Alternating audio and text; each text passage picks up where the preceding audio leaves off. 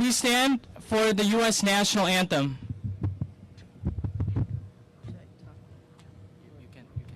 You can give a small speech, but you can stop. Or, You can stop. yeah, just start right.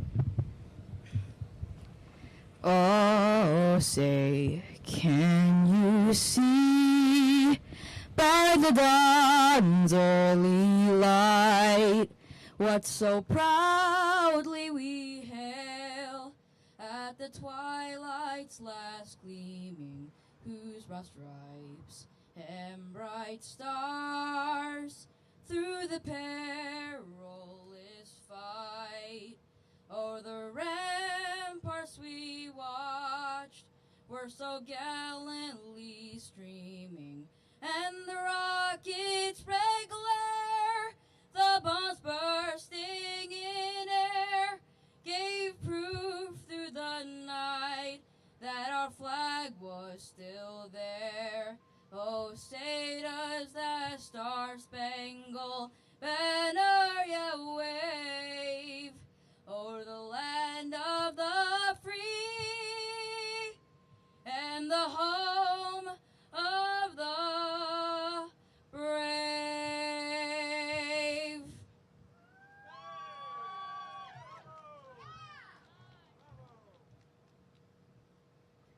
Thank you, Wisconsin. Thank you, everybody.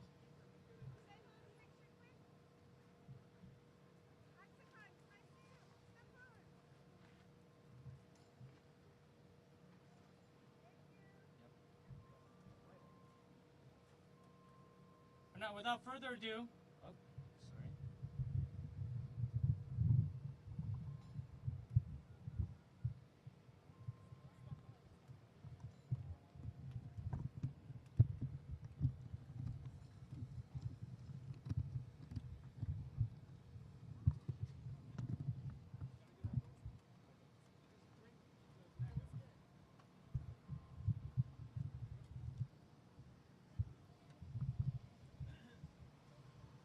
Thank you, everybody. Oh. Take it. Okay. So now, without further ado, I'd like to invite Mr. Frank Gaffney, Vice Chairman of the Committee on Present Danger China, who has helped us organize all of this together. So, Mr. Frank Gaffney, thank you.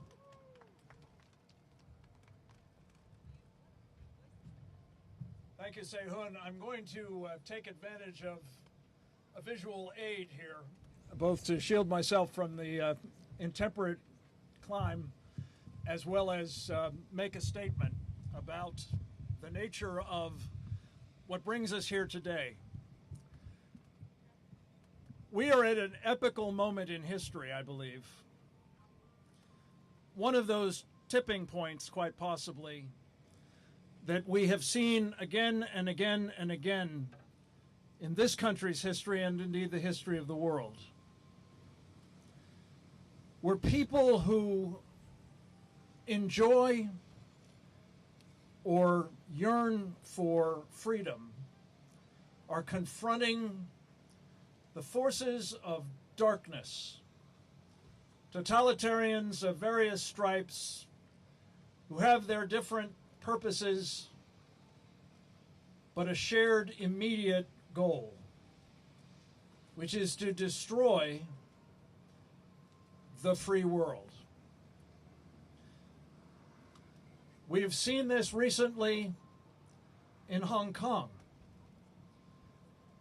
where people who were promised the opportunity to live more or less freely for 25 more years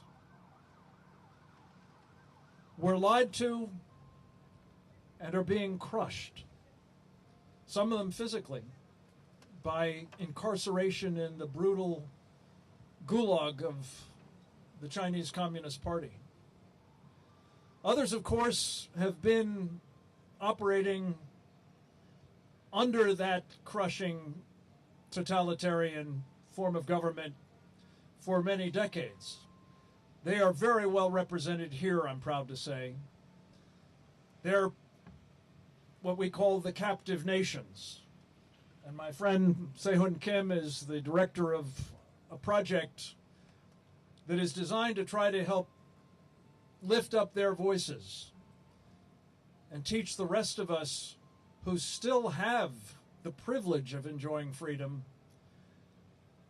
how fragile it can be and how much under assault it is from the Chinese Communist Party and its friends and allies. Countries like Russia, Iran, Cuba, Venezuela.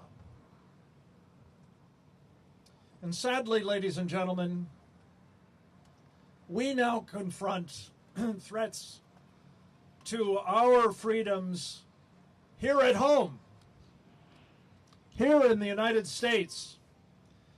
My friend Mark Levin has just today released this new book which documents just how grave our threat is from an American strain of totalitarianism. He calls it American Marxism. We are here today for the next few hours to raise our voices together to warn about enemies foreign and domestic to freedom, to people who seek to suppress most especially this country because it is the ultimate impediment to the conquest of the rest of the free world. And what makes this moment so epical is that we are watching decisions being made right now about whether the free world, among other nations, will actually legitimate and empower and embolden the Chinese Communist Party as the leaders of the forces of darkness that seek the destruction of everything we hold dear. And that comes down to the reason for this rally. If we go to Beijing in February of next year for what are properly described as the Genocide Games, you can be sure it will be a banner day for Xi Jinping, for his party, for his regime, and for his China dream, which is to conquer the rest of us and force all of us to submit to the kind of slavery that the captive nations of southern Mongolia and Tibet and East Turkestan and now Hong Kong, and if they have their way soon, Taiwan, will all be subjected to. We're here to say, not on our watch. Not on our watch. Not on our watch. God bless you all. Let's have a great day. Thank you, Frank. And now I'd like to introduce a great hero of our committee who has done an amazing, amazing job in terms of bringing the voices of the oppressed for many years. Is now the head of the Women's Rights Without Frontiers. I'd like to now invite Ms. Reggie Littlejohn to give her remarks. Thank you.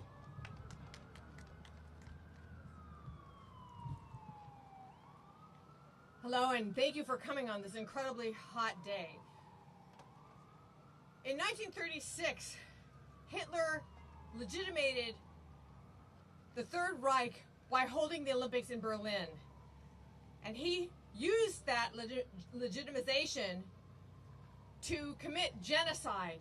And here in 2021, we have another genocidal regime that is set to host the Olympics. But it's worse this time, because in 1936, we didn't know what Hitler was going to do, whereas in 2021, we know what the Chinese Communist Party has done. And what they have done, it has been officially declared to be genocide. So, how are they committing genocide? They are committing genocide against the Uyghurs and the Kazakhs and other people in the Xinjiang East Turkestan region through forced abortion, forced sterilization, forced infanticide, forced labor, removing parents from their children, and putting between 1 and 3 million people in concentration camps and possibly harvesting their organs for transplant.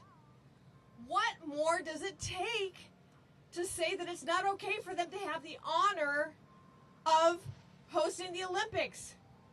In 1936, we said, in the Genocide Convention that came out of the 1936 Holocaust, all that, we said never again. What does never again mean? Does it mean never again unless it's China? Does it mean never again unless we have some kind of economic ties? Never again means never again. Never again. Never again. Never again. We gotta mean it. We can't just say these words. So what does it mean? Under the Genocide Convention, the United States and all the other signatories, and there's more than 150 countries who are signatories of that convention, are required to prevent and punish genocide. How do you punish genocide? Well, I'll tell you a way you don't punish genocide. You don't punish genocide by having the Olympics, by celebrating the Olympics on the soil of the country that's committing genocide. Not only is China brutally murdering its own citizens, and that is one of the hallmarks of a totalitarian regime, by the way, the peacetime murdering of their own citizens. But they've also exported their crimes worldwide. They unleashed the coronavirus upon the world, causing 3 million deaths, 600,000 just in the United States, and untold economic devastation. They are flooding our shores with deadly fentanyl. They have stolen countless billions of dollars in intellectual property. They, in my opinion, are a transnational criminal organization, and we should break all economic and diplomatic ties. Not only that, but the Chinese Communist Party should be banned from the Olympics, in my opinion. South Africa was banned for more than 20 years because of apartheid. Why not ban China because of genocide?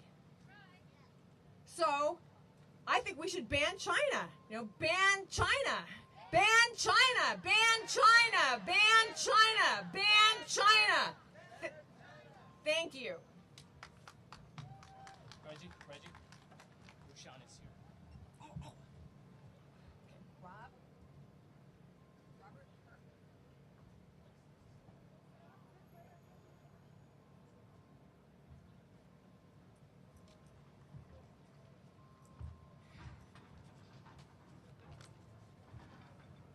And Chen Wenchen is also here. But where's Yashua? She is coming. Okay, where's Yushan? It is my great pleasure to introduce to you a human rights hero, Rushan Abbas, an activist and advocate from Xinjiang, East Turkestan. She's the founder and executive director of the nonprofit Campaign for Uyghurs, and she has become more prominent in international activism following her sister's detainment by the Chinese government in 2018. So thank you so much, Rushan, for gracing us with your presence. And please tell us about what happened to your sister. Thank you. Thank you so much. Here, would you like me to hold this for you? I can hold it. Okay. Thank you so much. Thank you for organizing this event today. Right now, in East Turkestan, millions of Uyghurs are being imprisoned against their will in concentration camps. Inside those camps, they are faced with torture, forced sterilization, indoctrination, and the mass rape. All this because the Chinese Communist Party finds the existence of the Uyghur people to be and inconvenience to them. There is no other way to say this. This is a genocide. How has the world responded? Some nations have recognized the genocide and they condemn those actions, and we are grateful. Yet, these condemnations will represent nothing when every nation in the world gathers next year in Beijing to celebrate an event grounded in peace and tolerance, the Olympic Games. As spectators sit in the stadiums and the diplomats gather to discuss global developments, they will congregate within a nation that has shown no regard for the sanctity of the human life. The Olympics should promote universal human rights. And how can they, in a nation that's committing a brutal genocide against those that reside within its borders? This is not the first time I have spoken out about Beijing's unprecedented crimes against humanity. In 2018, when I spoke out, my own sister was taken by the CCP's retaliation. This is how much they fear our activism, how much they fear us. Since then, I have spoken again and again, demanding to end this genocide. I have begged the world to act, to strip off of this prestigious hosting rights from PRC, to boycott these genocidal Olympic Games, and to take a stand for humanity. Have we not seen enough already? Have we not seen children who have lost contact with their parents?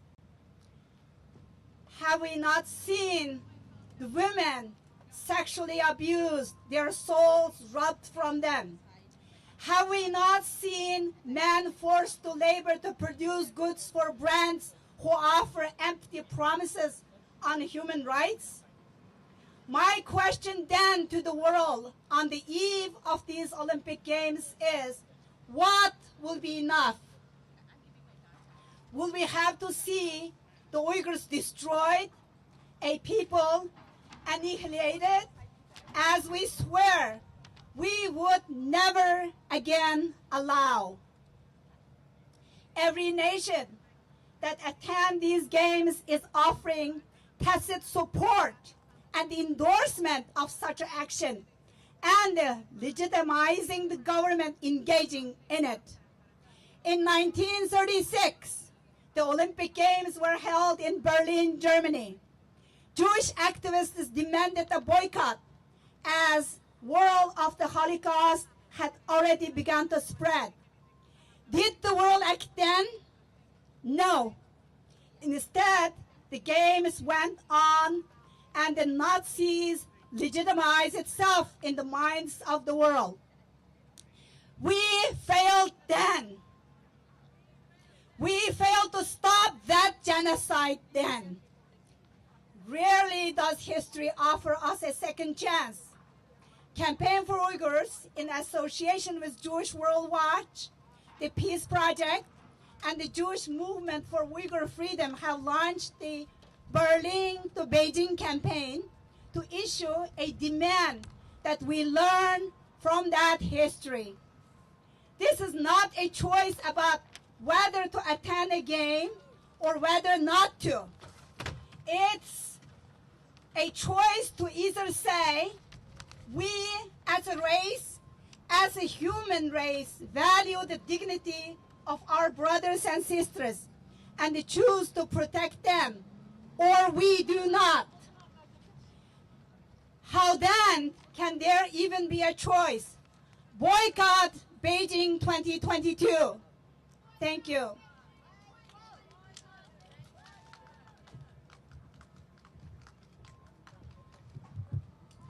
Thank you, Ms. Abbas, for the wonderful, wonderful speech. Now I'd like to invite the representative of His Holiness the Dalai Lama and the Central Tibetan Administration Ko Nodupteringla, who has also worked very tirelessly all throughout the years for the cause of Tibet, also as an education minister back in Dharamsala, India. And it is our heartfelt honor to have him come and speak on this day. Thank you.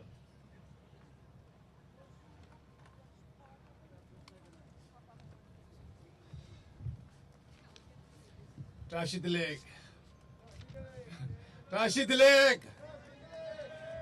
It seems there are a lot of Tibetans here. Good to know that. Thank you, Kim, for your introduction.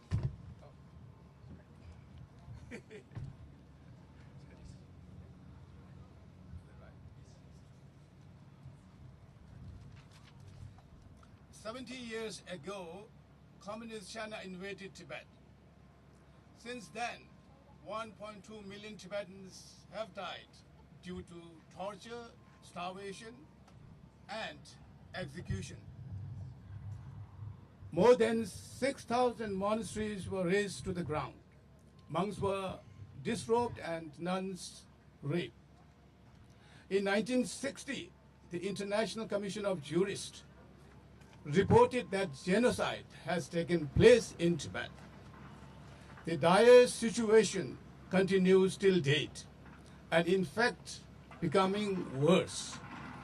156 Tibetans committed self-immolation. The constant mass surveillance, labor camps, arbitrary detention, and enforced disappearance are the prevailing norms in Tibet. The whole of Tibet is like a police state and under lockdown for decades. Freedom House has, in their latest report, listed Tibet as the least free country alongside Syria. Journalists Without Border has reported Tibet as more difficult to access than North Korea. The year 2020 was undoubtedly the darkest year in recent history of the world because of the Wuhan-originated pandemic. Millions of people lost their lives and the lives of their loved ones. The world economy has been badly shattered due to CCP's lies. Had the Chinese Communist leadership shown more responsibility and accountability, the world would have been saved from these extraordinary sufferings which are still continuing. Tibetans and supporters have raised the alarm of CCP's cruelty and expansionist design for decades, but little was done to resist the onslaught. The economic greed and the appeasement policy by the free world emboldened the CCP. More acts of brutality and belligerence continued and intensified. 2008 Beijing Olympics took place with huge promises by the CCP to improve freedom and human rights condition in China. It also promised to open up as another free country, but in reality, it is the other opposite. It turned worse. Look at the genocide in Xinjiang, as she was just mentioning. Decapitation of basic human rights in Tibet, Hong Kong, and southern Mongolia. Look at their constant threat to Taiwan and India. More can be endangered if the CCP belligerence is not stopped.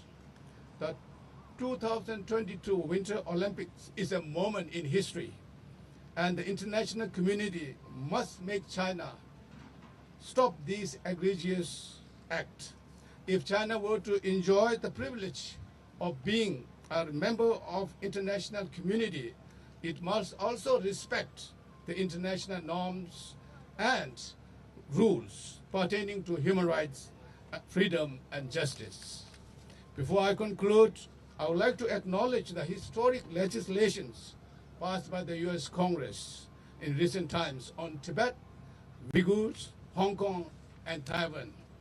Those were a source of tremendous inspiration for all of us. Thank you, United States. May I also call upon the international community to continue to stand in solidarity with us, not just for our freedom and human rights, but also for your freedom and democratic values. Finally, I'd like to thank Kim and the organizer for the opportunity to speak today. Thank you very much. Thank you.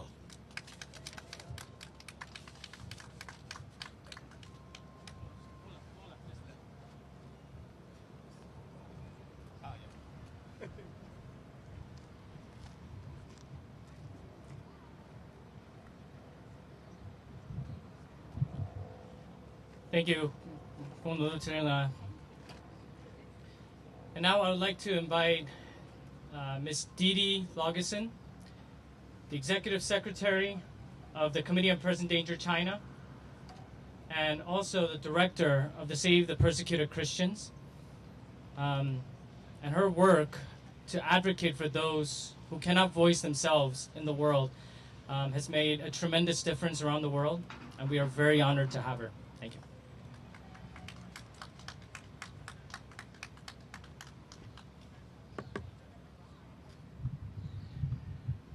Hello, everyone. Hello, captive nations. Thank you so much for showing up in force today to stand against the communists of China. They are not only committing ongoing genocide against the Uyghurs, Kazakhs, and other Turkic minorities in Xinjiang, they have already committed genocide against Tibetans and Southern Mongolians, and they have broken international treaties with respect to Hong Kong. It is their intent to take these lands and rid them of their cultures and their peoples, their languages and their faith. And I stand here today especially wanting to bring to light the persecution of Christians in China. At Save the Persecuted Christians, we advocate for 340 million Christians experiencing heavy persecution globally, and China is one of the worst offenders. Not only for Christians, but for people of all faiths, Tibetan Buddhists, Uyghur Muslims, they are not allowed to teach their children their faith. Children under 18 are not allowed to enter into places of worship. They are blocked at the door. Even a baby nursing at the breast may not enter into a place of worship in China. And that breaks the International Convention on the Child, which says that a parent and a child get to determine what their faith is and be brought up in that faith. And China signed on to this convention with many other countries in the world, but they have broken that treaty. So it's not just about Hong Kong or Tibet or Southern Mongolia. It is also about the people of the world who are coming under the influence of China because they're offering what they say is easy money for development. But in reality, they are enslaving the planet. It is their intention to do so, to do to others what they are doing to the Uyghurs, to the Tibetans, to the Southern Mongolians, and now to Hong Kongers. The international community must stand against Communist China, who is acting with impunity. Each one of these people who are held in the camps in Xinjiang, 1 to 3 million, they each have a face. They each have a name. They're children, sisters, brothers. And we cannot forget them because they are in distant lands. We must speak out. And it is a moral imperative for the international community, the countries of the world who celebrate the greatness of the Olympians, to not allow them to be stained by their crimes against humanity. In these worship places in China, they have placed surveillance cameras, and you must be on a list in order to attend. And your family, if you are a follower of a faith and choose to continue in that faith, the Chinese communists use something called the social credit system to dock you, to keep you from mass transit, to keep you from conducting business with your credit cards. China is mostly a cashless society, so that can be very harmful. They keep you from employment, from renting properties, from being able to own a business. It is very devastating. China should not host the champion of games, the Olympiad. We must move the Olympics. Let's move the Olympics. Let's move the Olympics. Let's move the Olympics from China. Thank you so much.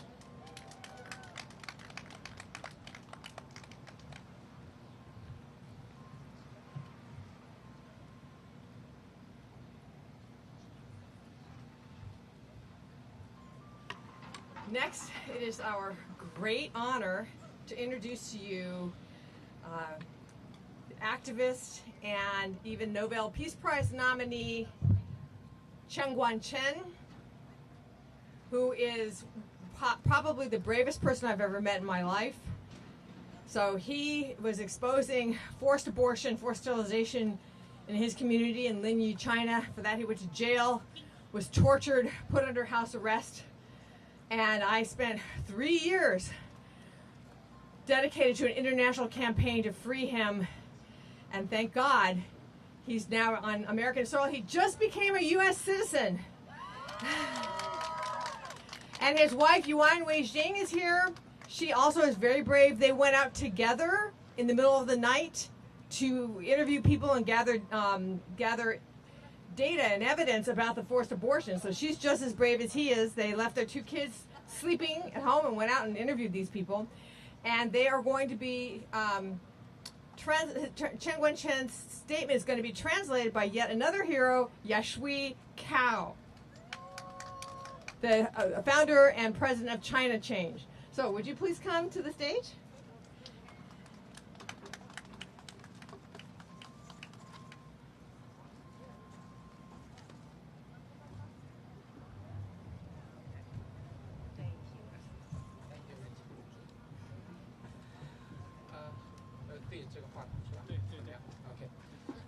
OK， 各位朋友好，非常高兴今天在这儿跟朋友们一起倡导，呼吁全球抵制中共举办北京奥运会。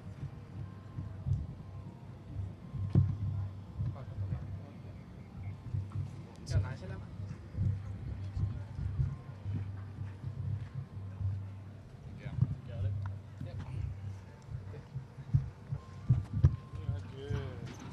怎么了？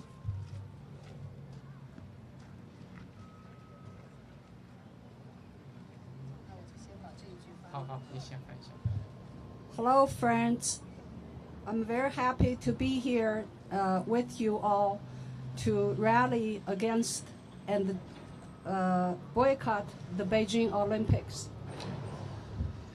今天我站在这里，我一直在想，13年前我在临沂监狱的时候，那个时候北京奥运会第一次在北京举办。我从短波里听到中共当时在西藏的打压迫害，在国际的呼吁下，不得不允许一部分记者到西藏去看看究竟什么情况。当走到一个寺庙的时候，一群喇嘛哭着走出来说：“西藏没有人权，西藏没有自由。”可是很快，西方在没有提出具体的要求的时候，就答应去参加北京奥运会。朋友们，我们要让我们要能接受这样一幕重新在北京上演吗？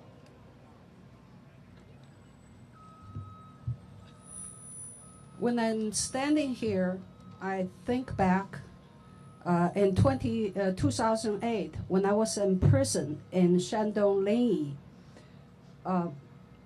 At the time, the Beijing Olympics was going to be held in Beijing, and I used the shortwave radio to listen to the news, and I heard that in Tibet there was protests, and under the international pressure, China allowed foreign journalists to report from Tibet.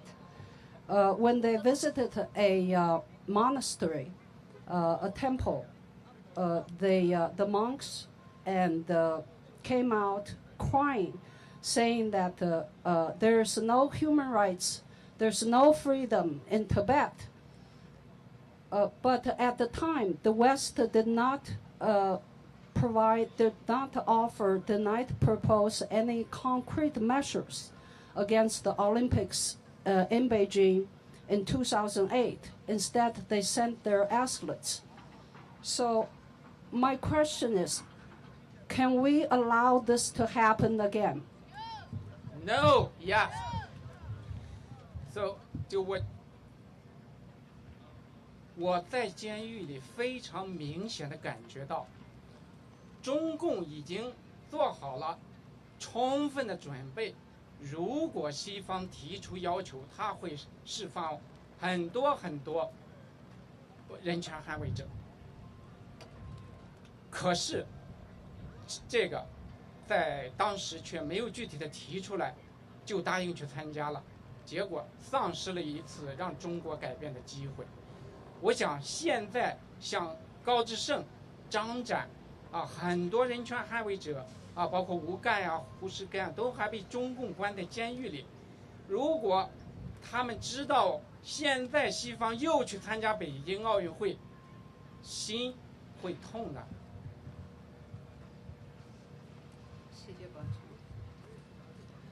At the time when I was in prison, when I listened to the radio, I have the feeling that the CCP was prepared could be releasing some political prisoners if the West was adamant about releasing them, making such demands.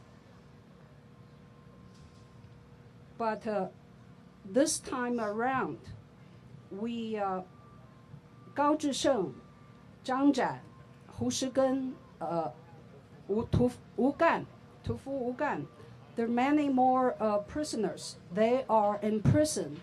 If they know the West is repeating the same mistakes, they're joining the Olympics again. What a tragedy would that be? 所以从这个08年以后，我们看到西方国家参加中共的奥林匹克之后，等于给了中共肯定，等于认可了中共。结果是什么呢？中共利用从西方偷来的高科技，打造出动态识别系统、面部识别系统，监控全国人民，打造出了金盾工程、天眼工程。那么现在我们看看新疆，100多万被关进集中营，有很多被送到了内地的监狱。再看看蒙古、西藏，特别是香港。司法独立被完全破坏，言论自由丧失殆尽。中共现在还在威胁台湾。不仅如此，想想新冠病毒导致美国多少人死亡，导致世界多少人死亡，比这个珍珠港事件要厉害多少倍。在这种背景下，我们不想办法去讨伐中共，还要参加他办的什么国际活动？不要妄自菲薄，不要瞧不起自己。After 2008 Olympics, the West, in effect, has endorsed the CCP, so emboldened the CCP. So in the years between, CCP developed a high technology surveillance system, some Sky Eyes and facial recognition, and etc., to convey the entire country. In Xinjiang, at least over 1 million Uyghurs and Kazakhstans are imprisoned. Many of them were sent in prisons in internal China. Now Hong Kong, freedoms are deteriorating there, and CCP is threatening Taiwan. Not to mention that the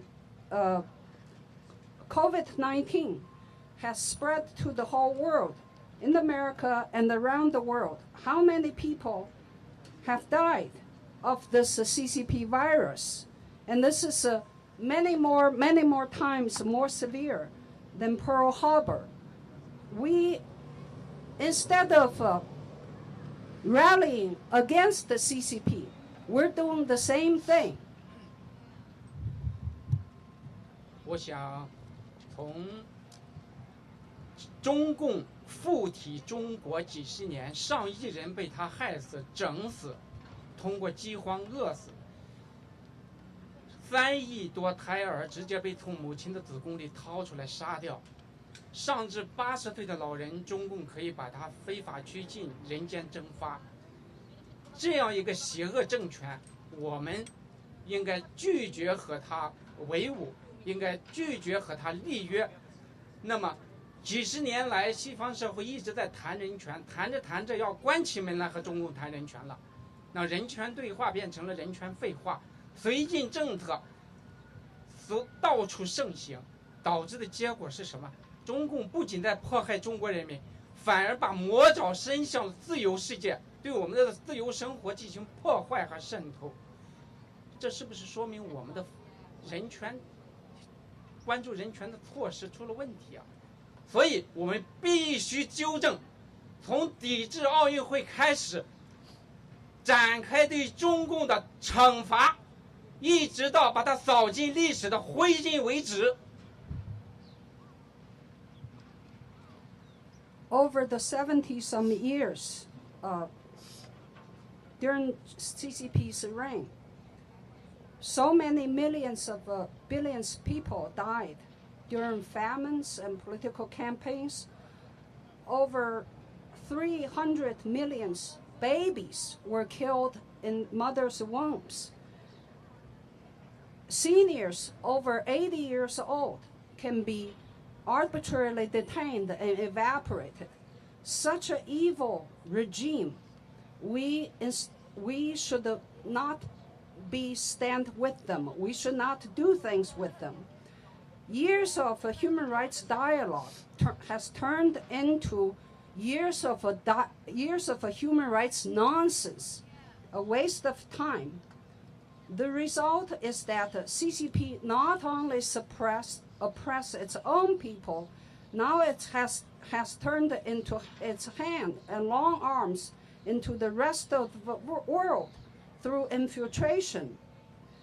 So the question we ask us, what has been wrong with the measures we have been taken? Starting from this Olympics, we should be punishing the CCP all the way until we bury it in the history trash can. Thank you. Thank you very much. Thank you, everyone. Let's stand up against Communist Party. Communist Party is the enemy of humanity. Yes. Thank you.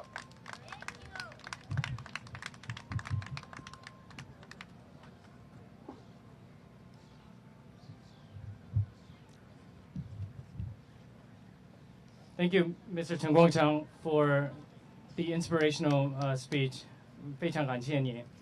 So now I would like to invite Mr. Omar Kanat from the Uyghur Human Rights Project. He is also working as the director, and also he has been a very active member in the leadership of the World Uyghur Congress. So further ado, thank you, Mr. Kanat.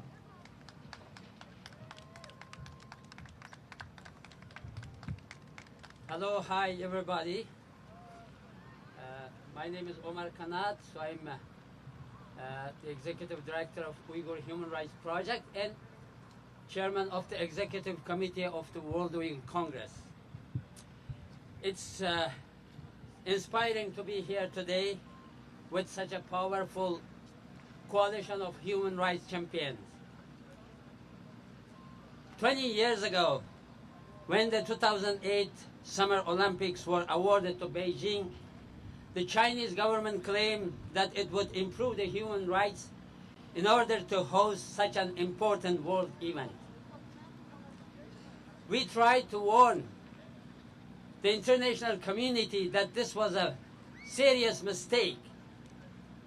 Uyghurs, Tibetans, Hong Kongers, Southern Mongolians, Taiwanese, and Chinese Democrats knew that the Chinese government would use this international spotlight to claim that the whole world admired the Chinese Communist Party and that China had become a world leader. That was what exactly happened. The promises to improve human rights were sham. After peaceful protests across more than 60 Tibetan towns in March 2008, just before the Olympics, the government clamped down with terrible violence. The Central Tibetan Administration reported 200 to 400 Tibetans killed. There were 5,600 arrests of Tibetans between March 2008 and January 2009. Just 1 year after the 2008 Tibetan protests, in July 2009, Uyghurs organized a peaceful protest in capital city of Urumqi. The story was the same. An unknown number of innocent Uyghurs were killed by security forces or beaten to death by mobs in 3 days of violence. Thousands of young Uyghurs were disappeared into police custody, but we have no way to know the real number. The government shut down the internet for more than a year to stop information from getting out. The architect of the post-Olympics crackdown on Tibetans, Party Secretary Chin Chang-go, was transferred from Tibet to East Turkestan in 2016. Then the genocide of my people began. Uyghurs in East Turkestan are facing the gravest threat than any other time in history, all because of the genocidal policies of the Chinese government. Millions of Uyghurs and other Turkic Muslim people are in concentration camps, prisons, and other penal institutions where they are subjected to psychological and physical torture and systematic rape. Chinese government has placed Uyghurs who are outside the camps and prisons under constant surveillance using cutting-edge technologies. Hundreds of thousands of Uyghurs have been conscripted into forced labor factories all over China. The Uyghur language has been banned from the schools. Islam, our religion, has been criminalized. China is attempting to destroy everything essential to Uyghurs. If genocide is not a red line for the International Olympic Committee, then what is? Is there any situation that the IOC will say is unacceptable? To justify their decision to keep games in Beijing, Olympics officials are forced to whitewash the genocide in East Turkestan and claim that Olympics have nothing to do with human rights. History will judge them very harshly. They must move the games away from Beijing if they do not want to be remembered forever as the organizers of the genocide games. NBC will also be forced to whitewash the genocide in order to broadcast the games. Olympic sponsors like Coca-Cola and Samsung are going to taint their logos forever if the games stay in Beijing.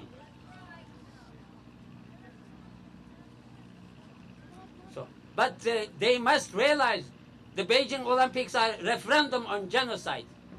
This is not a slogan. It is an objective fact. Business as usual is a vote in favor of whitewashing genocide. Now is the time for the governments, corporate sponsors, and the national teams to hold an emergency summit to move the games. There is no other choice. Thank you.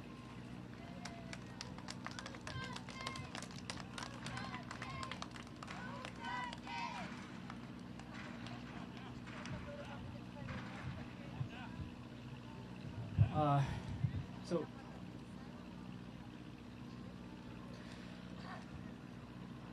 today we are very honored to be joined by former Ambassador Sam Brownback, who has dedicated a large portion of his career and his life to advocate for the religious rights of all people, and has also graciously was part of our process in organizing this rally as well, and on top of the International Religious Freedom Summit. So without further ado, please welcome Ambassador Sam Brownback. Thank you. I appreciate that. Boy, I'm seeing a number of faces of people that I know that you have been through persecution yourself. Your family has been through it. You understand.